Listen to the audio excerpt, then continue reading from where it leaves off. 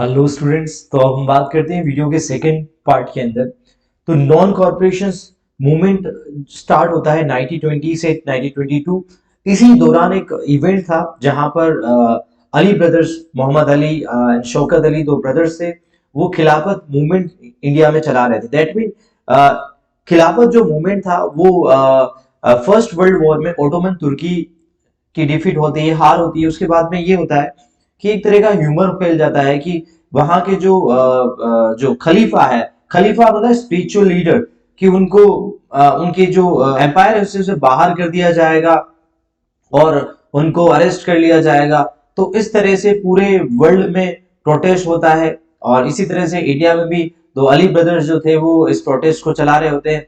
बाद में हम ये देखते हैं कि ये जो खिलाफत मूवमेंट है बाद में ये नॉन कॉर्पोरेशन मूवमेंट के साथ में क्लब हो जाता है। तो नॉन कॉर्पोरेशन मूवमेंट की स्टार्टिंग हुई 1920 से 22 के बीच में।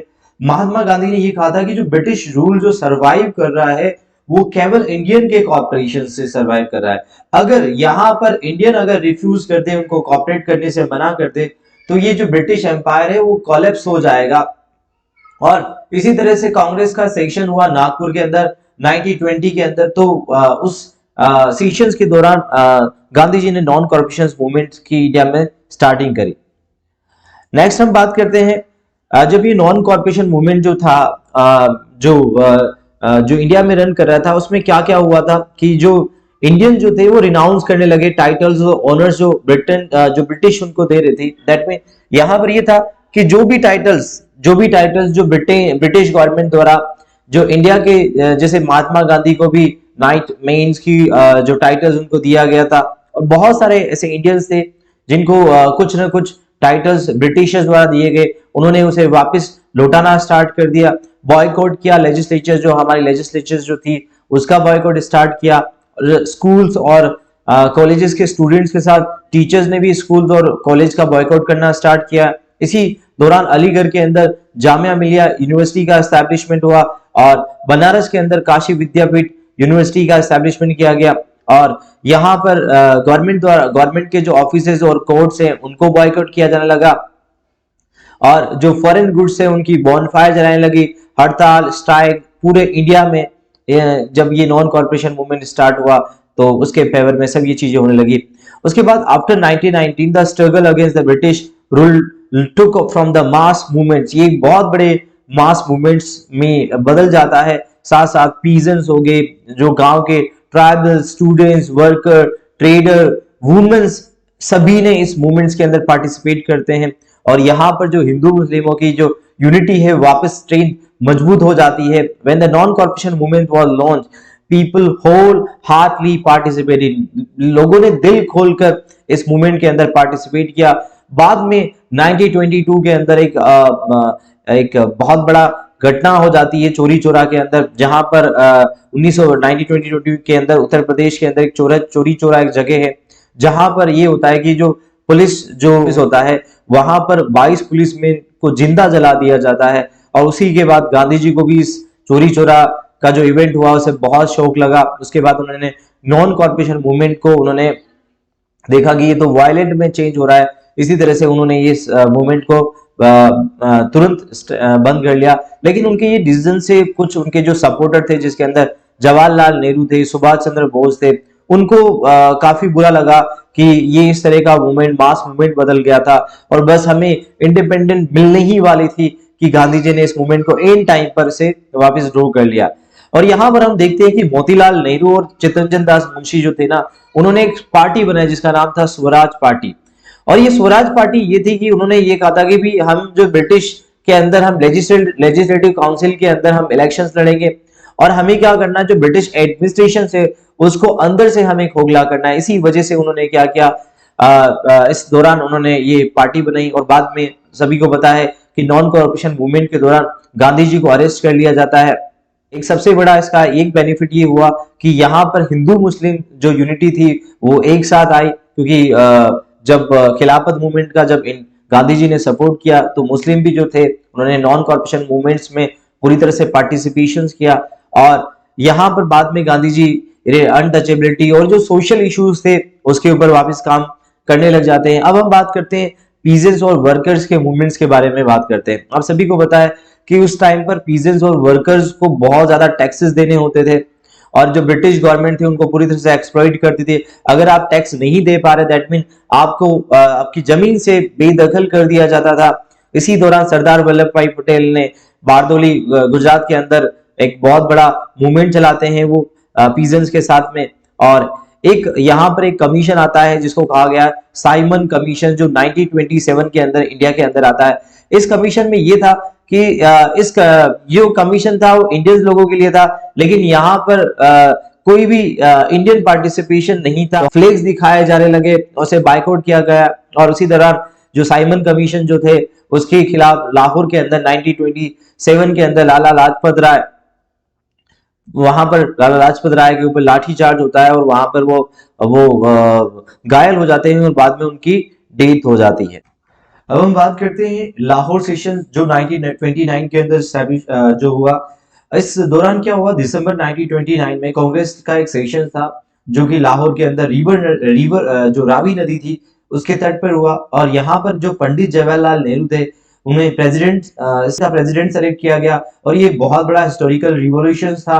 यहाँ पर एक प्रपोजल पास किया गया पूर्ण स्वराज का, दैट मीन कंप्लीट इंडिपेंडेंस, और यहाँ पर डिसाइड किया गया कि अब हम क्या करेंगे, हर ईयर हम क्या करेंगे 26 जनवरी को हम क्या करेंगे, फर्स्ट इंडिपेंडेंस डे हम सेलिब्रेट करेंगे। और ये 26 जनवरी 1930 से फर्स्ट इंडिपेंडेंस डे को सेलिब्रेट किया गया। और लाहौर, ये जो लाहौर सेशन था ये 1929 में दिसंबर के अंदर हुआ। उसके बाद में हमने ये डिसाइड किया कि हर 26 जनवरी को हम क्या करेंगे, इंडिपेंडेंस डे सेलिब्रेट करेंगे। लेकिन आप सभी को पता है कि बाद में जो हमें इंडिपेंडेंस मिली वो 15 अगस्त को मिली, तो उसके बाद में इस 26 जनवरी का कोई ना कोई इंपॉर्टेंस होना चाहिए। और आप सभी को पता है कि हमारा जो कॉन्स्टिट्यूशन बनके तैयार हुआ था वो नवंबर 26 1949 को बनकर रेडी हो गया था, लेकिन हमने उसको एनफोर्स किया जानबूझकर 26 जनवरी 1950 को, ताकि ये 26 जनवरी का जो मूवमेंट है वो कुछ यादगार बना रहे। और आप सभी को पता है तब से हम 26 जनवरी को हम क्या करते हैं, every year Republic day celebrate करते हैं। अब हम बात करते हैं सिविल डिसओबीडियंस मूवमेंट की जो 1930 से 34 के बिटवीन था। देखिए इस मूवमेंट में डिसओबीडियंस था कि भाई हमें गवर्नमेंट का ओबीडियंट नहीं बनना है, हमें गवर्नमेंट के जो रूल्स रेगुलेशंस है, उनके जो बनाए गए लॉ है उनको हमें ब्रेक करना है। और यहाँ पर महात्मा गांधी ने सोल्ट जो उसको एक सिंबल लिया, क्योंकि आप सभी को पता है कि सोल्ट हर एक कैटेगरी की बेसिक रिक्वायरमेंट होती है, चाहे वो कितना भी अमीर हो चाहे वो कितना भी गरीब हो। तो the British government had a monopoly on the salt production and the poses the law. British government की मोनोपोली थी, दैट यह था कि हमारे सिवा कोई सोल्ट का प्रोडक्शन नहीं करेंगे। और उन्होंने बैन लगा रखा था कि कोई भी इंडियन कंपनी या कोई भी अदर कंपनी भी होगी वो ब्रिटिश गवर्नमेंट के अलावा ना तो सेल करेगी ना प्रोडक्शंस करेगी, क्योंकि वो अपनी इंग्लैंड में एक इंडस्ट्री थी लिवरपूल के अंदर जो सोल्ट का प्रोडक्शन करती थी, तो उसको कंपटीशन से भी बचाना चाह रही थी। और इसी वजह से महात्मा गांधी ने मार्च 12 1930 को दांडी जो उनकी जर्नी थी वो स्टार्ट होती है साबरमती आश्रम अहमदाबाद से, वो दांडी तक अपने 78 सपोर्टर्स के साथ में वहां पर दांडी तक पहुंचते हैं। और वहां पर दांडी पहुंचकर उन्होंने अपने हाथों से वो नमक बनाते हैं और ये क्या करते हैं, इस लॉ को क्या करते हैं, सोल्ट लॉ को ब्रेक करते हैं। हम बात करते हैं कि सोल्ट सत्याग्रह जो एक बहुत बड़ा चैलेंज था ब्रिटिश गवर्नमेंट के लिए। और यहाँ पर आप देख भी रहे होंगे कि महात्मा गांधी के साथ में बाद में स्टार्टिंग जो उन्होंने जो उनके साथ में जो सपोर्टर चले थे, बाद में ये बहुत लोग जहां जहां पर महात्मा गांधी जाते वहां पर उनसे बहुत थाउजेंड्स ऑफ पीपल्स उनके साथ में जुड़ते गए और एक बहुत बड़ा मास मूवमेंट हो गया। इस मूवमेंट में भी क्या हुआ, जितने भी जो फॉरेन गुड्स वगैरह थे उनको बर्न किया जाने लगा। इसमें भी पीजेंट्स ने मना कर दिया कि हम टैक्स नहीं पे करेंगे, और जितने भी जो शॉप्स थी जहां पर ब्रिटिश गवर्नमेंट अपने गुड्स सेल करती थी उनकी पिकेटिंग की जाने लगी। और इसी मूवमेंट को लाहौर के अंदर खान अब्दुल गफ्फार खान, जिनको फ्रंटियर गांधी कहा जाता है, वो भी इस मूवमेंट को बहुत जोरों शोरों से चला रहे होते। बाद में गवर्नमेंट, ब्रिटिश गवर्नमेंट ने इस मूवमेंट को रिप्रेस करने के लिए बहुत रिप्रेस करना चाहा और थाउजेंड ऑफ जो प्रोटेस्टर थे गांधी जी के साथ में, यहाँ पर जवाहरलाल नेहरू, गांधी जी दोनों को अरेस्ट कर लिया जाता है। बाद में यहाँ पर एक जो ब्रिटिश गवर्नमेंट होती है उनके सामने एक प्रपोजल रखती है कि गांधी जी आपको अगर हमें हमसे बात करनी है तो आपको ब्रिटेन आना होगा, हम यहाँ पर राउंड टेबल कॉन्फ्रेंस रखने वाले हैं।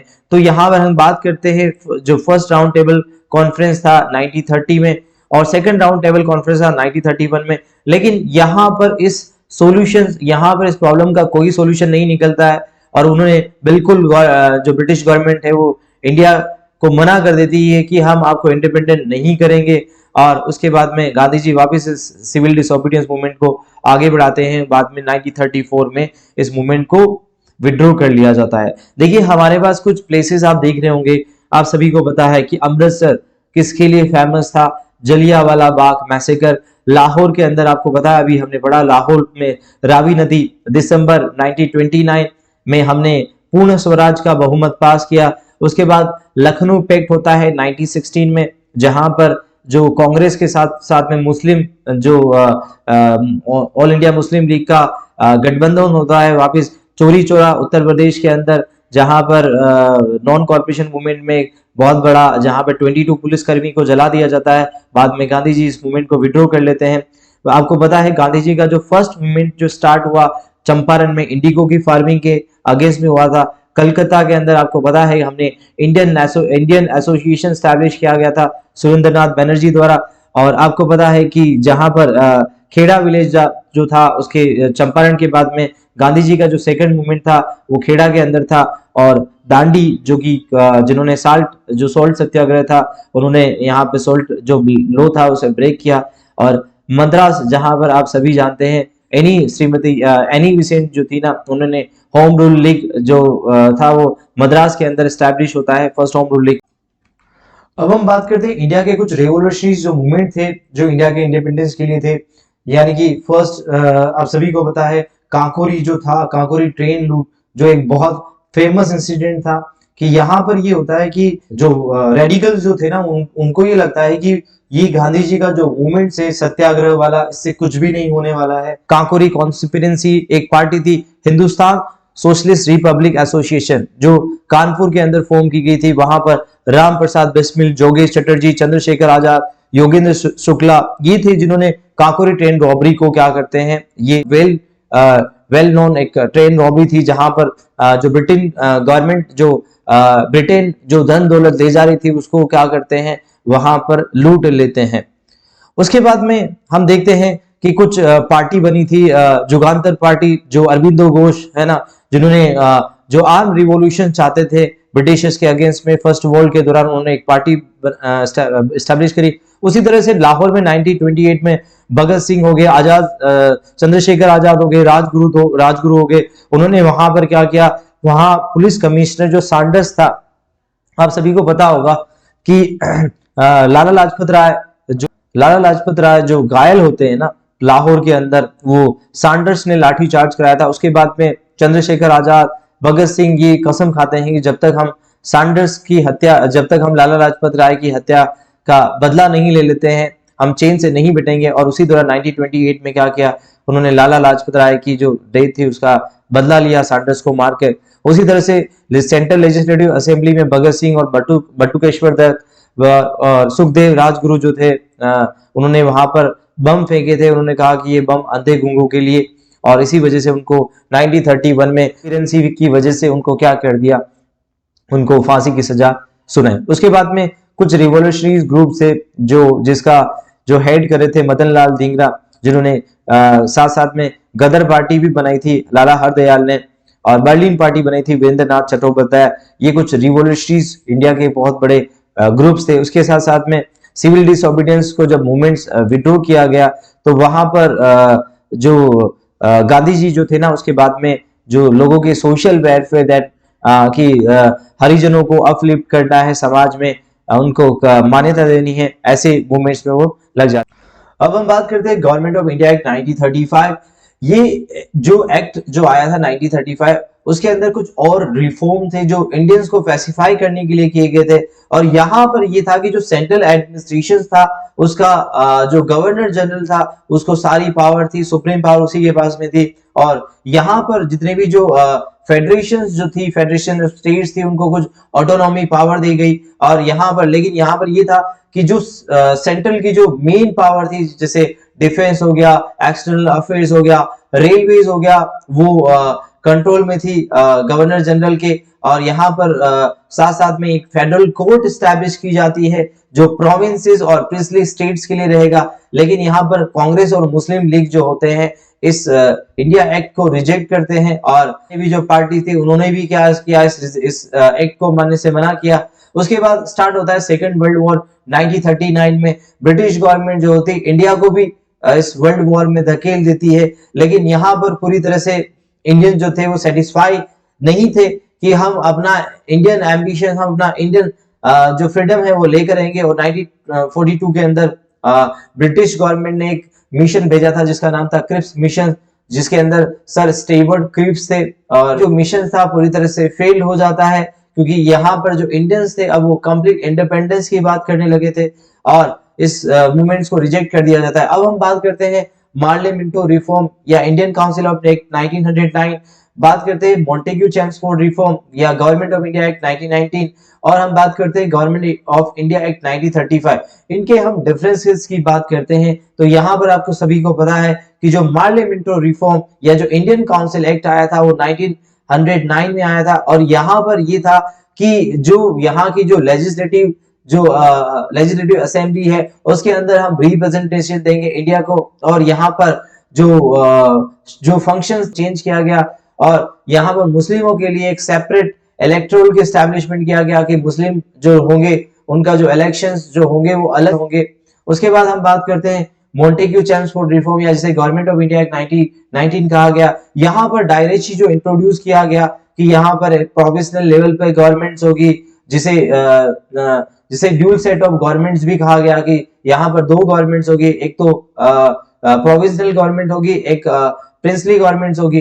तो the government of India act 1919 जिन्होंने प्रोविजंस किया, क्लासिफिकेशंस किया सेंट्रल और प्रोविजनल सब्जेक्ट को, कि सेंट्रल लेवल के कितने सब्जेक्ट्स होंगे, प्रोविजनल लेवल के कितने सब्जेक्ट होंगे। सेंट्रल के जो सब्जेक्ट्स होंगे वहां पर सेंट्रल गवर्नमेंट को राइट्स होगा उसके ऊपर लॉ बनाने का, और जितने भी जो स्टेट्स और प्रोविंसेस के रहेंगे लॉ, उनमें जितने भी जो स्टेट्स गवर्नमेंट है उनको राइट्स रहेंगे। और यहाँ पर जो थे वहाँ लेजिस्लेचर्स, सेंट्रल लेजिस्लेचर्स को यहाँ पर एस्टैब्लिश किया गया। और यहाँ पर पब्लिक सर्विसेज कमीशन जो थी, फर्स्ट टाइम इंडिया के अंदर जो पब्लिक सर्विसेज कमीशन होती है वो इंडिया के अंदर एस्टैब्लिश की जाती है। अब बात करते हैं गवर्नमेंट ऑफ इंडिया एक्ट 1935 की बात करते हैं। The grant of the large measures of the autonomy of the provinces of the British India and ending the directory system introduced by the government of India Act 1919। जो 1919 में जो directory system था उस directory system को यहाँ पर बिल्कुल खत्म किया जाता है। उसके बाद में यहाँ पर डायरेक्ट इलेक्शंस को इंट्रोड्यूस किया, क्योंकि पहले आप सभी को पता है कि यहाँ पर जो गवर्नर जो थे, जो वाइस राय थे, उनके द्वारा कुछ लोगों को अपॉइंट किया जाता था। बाद में ये होने लगा कि भाई अब डायरेक्ट इलेक्शंस होंगे और जहां पर जो मेंबरशिप है प्रोविंसेस असेंबलीज की वो अल्टर्ड होगी, बात चेंज किया जा सकता है और किसी भी अलग मेंबर्स को इसके अंदर इलेक्शन से रिप्रेजेंटेटिव दी जा सकती है। यहाँ पर सबसे बड़ी बात है कि जो गवर्नमेंट ऑफ इंडिया एक्ट 1935 था, यहाँ पर फेडरल कोर्ट को क्या किया जाता है, एस्टैब्लिशमेंट किया जाता है। अब हम बात करते हैं हमारा last movement, quit India movement. यहाँ पर कांग्रेस को बैन कर दिया जाता है और पुलिस और जो आर्मी होती है वो पुलिस और आर्मी द्वारा इस जो मूवमेंट था उसको सप्रेस करने की पूरी कोशिश की जाती है। और आपको पता है यहाँ पर जो क्रिप्स मिशन था वो भी फेल हो जाता है। लेकिन यहाँ पर गांधी जी को एक बहुत बड़ा फियर था कि जो सेकेंड वर्ल्ड वॉर था उसमें ये था कि जापान कभी भी भारत के ऊपर क्योंकि उस समय कॉलोनी थी ब्रिटेन की, तो यूं था कि जापान जो हमला कर सकता है सीधे इंडिया के ऊपर, इससे ये होगा कि यहाँ की इंडियन पीपल्स और इंडिया की बहुत बड़ी तबाही होगी। तो गांधी जी ने ब्रिटिश के सामने ये प्रस्ताव रखा कि आप इंडिया को छोड़ दीजिए, नहीं तो आपके साथ हम भी मारे जाएंगे। और यहाँ पर ब्रिटिशर्स थे, उनको 24 आवर्स का टाइम दिया कि आप 24 आवर्स के अंदर आप इंडिया को छोड़ दीजिए। और गांधी जी ने नारा दिया डू और डाई, करो या मरो। और यहाँ पर थाउजेंड्स ऑफ पीपल्स जो थे वो इंस्पायर्ड हुए, और जो ब्रिटिश उसके बाद में पुलिस और आर्मी ने भी क्या किया, जो लोगों के ऊपर बहुत तरह से ब्रूटली लोगों के जो मूवमेंट्स को इसको दबाने की कोशिश करते हैं। यहाँ पर हम बात करते हैं सुभाष चंद्र बोस की, हमने अभी बात नहीं करी। सुभाष चंद्र बोस एक बहुत बड़े इंडियन मूवमेंट्स के एक बहुत बड़े लीडर्स थे। यहाँ पर आप सभी को पता है सुभाष चंद्र बोस जो थे वो रेडिकल्स ग्रुप से आते थे, और ब्रिटिशर्स के सबसे, अगर कहा जाए ब्रिटिशर्स की नाक में दम करने वाले जो थे वो केवल सुभाष चंद्र बोस थे। और सुभाष चंद्र बोस जो थे यहाँ से कोलकाता से वो हेल्प मांगने के लिए जर्मनी और जापान तक चले जाते हैं। उन्होंने एक स्लोगन दिया था, you give me a blood and I will give you a freedom. तुम मुझे खून दो, मैं तुम्हें आजादी दूंगा। और ये सुभाष चंद्र बोस जो थे वो जो थे ब्रिटिश डिटेंशन जो लगा रखी थी कोलकाता में, वहां से ये अब्रोड चले जाते हैं। बाद में इंडिया के इंडिपेंडेंस के लिए बहुत अच्छे से काम करते। सुभाष चंद्र बोस ने जो मोहन सिंह द्वारा जो नेशनल आर्मी जो बना रखी होती, इंडियन नेशनल आर्मी, उसके बाद सुभाष चंद्र बोस को वो इंडियन नेशनल आर्मी को उनकी कमान सौंप दी जाती है, अपने देश की आजादी के लिए पूरी तरह से काम करते हैं। अगर हम बात करें टुवर्ड्स द इंडिपेंडेंस की बात करें तो सेकंड वर्ल्ड वॉर उसके बाद में एंड होता है 1945 में। प्राइम मिनिस्टर जो एटली होते हैं, जो लेबर पार्टी से होती है, जो ब्रिटेन के अंदर नई गवर्नमेंट होती है, पावर में आ जाती है, उनको सिंपैथी थी इंडिया के जो डिमांड थी उससे पूरी तरह से सिंपैथी थी, फ्रीडम से सिंपैथी थी। और उसके बाद में अपना एक कैबिनेट मिशन होता है, वो मार्च 1946 के अंदर वो इंडिया भेजते हैं। और यहाँ पर बात की गई कि पूरी तरह से जो गवर्नेंस होगी वो इंडिया के लोगों को सौंप दी जाएगी। और मुस्लिम लीग जो थे ना, उन्होंने रिफ्यूज कर दिया कि भाई हम अपनी इस जो इंटरिम गवर्नमेंट के अंदर हम पार्टिसिपेट नहीं करेंगे। और उन्होंने बात की कि हमें तो पूरा एक सेपरेट मुल्क चाहिए, यानी कि हम अपना एक अलग देश चाहते हैं जिसको पाकिस्तान। फिर बाद में लॉर्ड माउंटेन जो थे इंडिया के जो लास्ट वाइस रहे थे, उन्होंने इंडिया के जो पार्टीशन का प्लान किया और इंडिया और पाकिस्तान बना दिया। लेकिन गांधी जी जो थे ना, वो पूरी तरह से अप्रूव नहीं करते थे। वो कहते थे कि मेरी लाश के ऊपर ही क्या बनेंगे, इंडिया और पाकिस्तान बनेंगे। इस तरह से पूरी तरह से वो अगेंस्ट थे, इंडिया और पाकिस्तान अलग अलग बने उसके। लेकिन बाद में क्या हुआ आप सभी को पता है कि इंडिया और पाकिस्तान दो अलग अलग कंट्री बने। और ये जो था पूरे इंडियन नेशनल मूवमेंट का जो था वो समापन हो जाता है यहाँ पर। तो स्टूडेंट्स, आपको ये चैप्टर कैसा लगा आप बताइए। अगर आपकी कोई भी क्वेरी है तो आप मुझे कमेंट बॉक्स में लिख सकते हैं, मैं आपको जरूर रिप्लाई करने की कोशिश करूंगा। Thank you.